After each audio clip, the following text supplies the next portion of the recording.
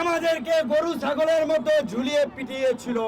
এখনো শরীরে দাগ শুকায় নাই, কিন্তু আমাদের কণ্ঠ নরম হয় নাই। এইবার রাষ্ট্র পরিচালনা করবে তরুণরা, তরুণ মেধাবীরা আগামীর বাংলাদেশ বিনির্মাণ করবে।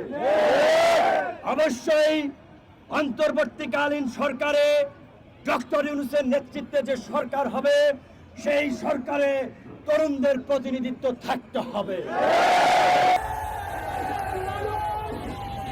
প্রথমে আপনাদের মাঝে ফিরে আসতে প্রকাশ করতেছি, শুকরিয়া জ্ঞাপন করছি।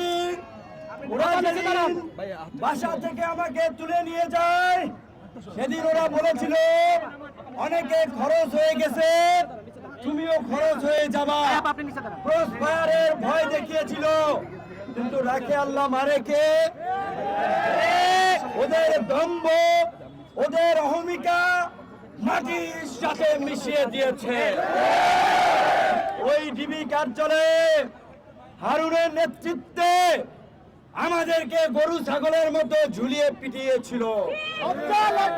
এখনো শরীরে দাগ শুকায় নাই, কিন্তু আমাদের কণ্ঠ নরম হয় নাই। আমরা মাথা নত করি নাই। আদালতে যখন তুলেছে, আমরা বলেছিলাম হাসিনার 90% পতন শেষ, আর 10% আছে কবি, শিল্পী, সাহিত্যিক, ছাত্র জনতা ধাক্কা দিলে পড়ে যাবে। আমি অভিনন্দন, শুভেচ্ছা জানাই এদেশের মা বোন ছাত্র জনতাকে, যারা আমাদের আহ্বানে ছাত্রদের সাথে কাঁধে কাঁধ মিলিয়ে রাজপথে নেমে নব্য ফেরাউন হাসিনার পতন নিশ্চিত করেছে।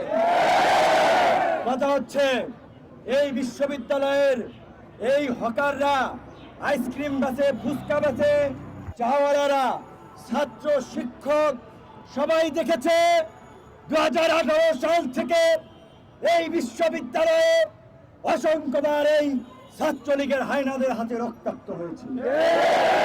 কিন্তু যে বিশ্ববিদ্যালয় আমাদের মাথা উঁচু করে দাঁড়াতে শিখিয়েছে, যে বিশ্ববিদ্যালয় আমাদের স্বাধীনতা, সার্বভৌমত্ব, মানুষের অধিকারের জন্য লড়াই করতে শিখিয়েছে, আমরা সেই বিশ্ববিদ্যালয়ের আদর্শ ধারণ করে আমরা দমে যাইনি।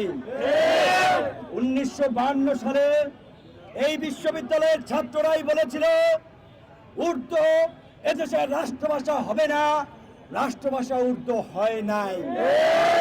বাংলাকে রাষ্ট্রভাষা করেছে এই বিশ্ববিদ্যালয়ে তথা সারা দেশের ছাত্র সমাজ। 1971 সালে এই বিশ্ববিদ্যালয়ের ছাত্র শিক্ষকরাই গর্জে উঠেছিল স্বাধীনতার জন্য, বাংলাদেশ স্বাধীন হয়েছিল। 1990 সালে এই বিশ্ববিদ্যালয়ের ছাত্র শিক্ষকরাই সর্বদলীয় ছাত্র ঐক্য গঠন করে এরশাদের বিরুদ্ধে আন্দোলন করেছিল, এরশাদের পতন হয়েছিল।